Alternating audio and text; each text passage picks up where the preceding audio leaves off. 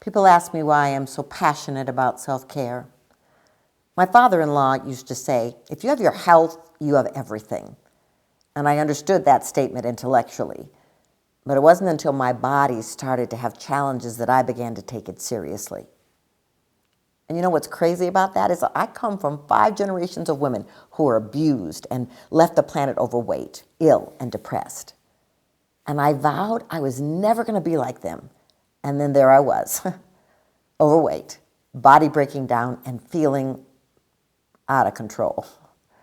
That revelation caused me to pause and to contemplate my reality. And it was during that time of deep reflection that I realized I didn't know how to take care of me.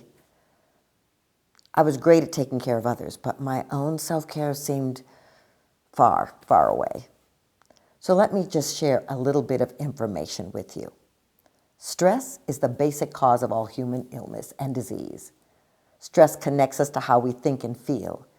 U.S. medical schools now have departments devoted to mind-body research and some also to mind-body treatment, including Harvard University in Cambridge, Columbia University, New York, University of California, Los Angeles, and the University of Pittsburgh in Pennsylvania.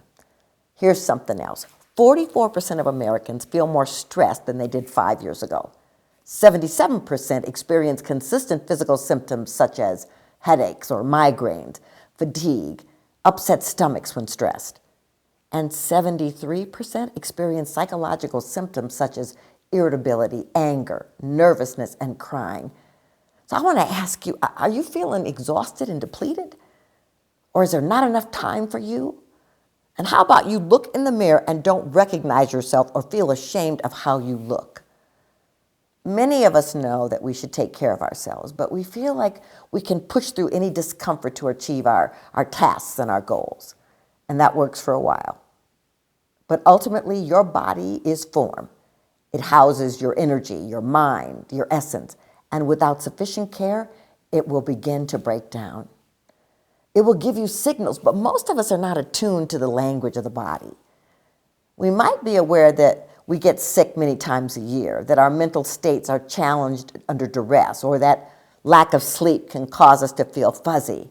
And we are really great at rationalizing why it is okay to just keep going. I often hear people say, I don't have time to go to the gym, and I have a lot of obligations, and I will take care of me once I get everything handled, or my family comes first, or I am the only one in my family that can handle this. And here's the deal. We have been taught to feel guilty if we put ourselves first. We've been taught that it's not loving to say no to people. We've been taught that we are selfish if we want to take care of ourselves. And I believe the opposite is true. We lower the frequency in our lives and our environment when we are exhausted and depleted. We don't think clearly, and our behavior can be less than desirable when we're overtired and overwhelmed.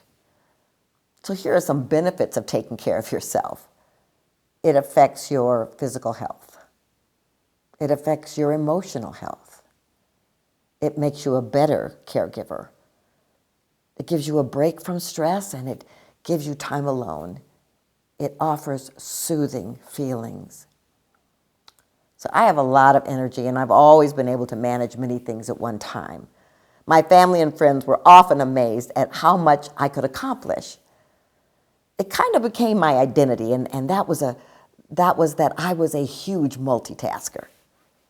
And the thing is, I also believed that I didn't need to eat regularly or get a lot of sleep. I kept adding things to my already full plate, and it worked for a really long time. Then one day, I got out of bed and I fell on the floor. I couldn't walk. I had been working a full-time job. I was choreographing a theatrical piece, and I was caring for my teenage children.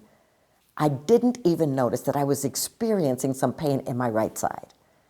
A holistic chiropractor told me that I had torn a psoas muscle, and he couldn't believe that I wasn't in a lot of pain before I couldn't get up. It took many visits to that doctor to heal. And it was during that time that I realized I thought I was a superwoman and that my body was telling me differently. I got better for a while, and then slowly my behavior came back in. Isn't that what we do? We get better, and then we leap back into our behaviors that challenged us.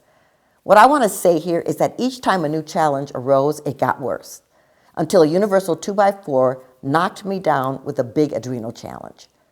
I had to take a sabbatical to heal, and during that time, it became clear I had to change my lifestyle choices, my diet, my exercise routine, my sleep patterns, and there was no turning back. This new regimen was going to be me for the rest of my life.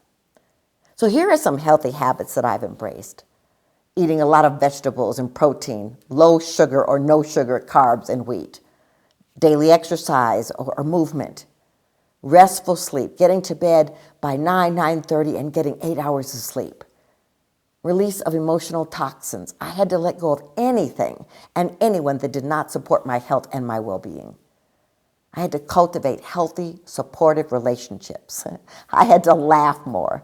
Laughter decreases stress hormones and increases immune cells and infection-fighting antibodies, thus improving your resistance to disease. Laughter triggers the release of endorphins, the body's natural feel-good chemicals. Endorphins promote an overall sense of well-being and can even temporarily relieve pain.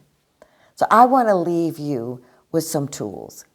And these tools will support your health and well-being. 1, set a clear intention.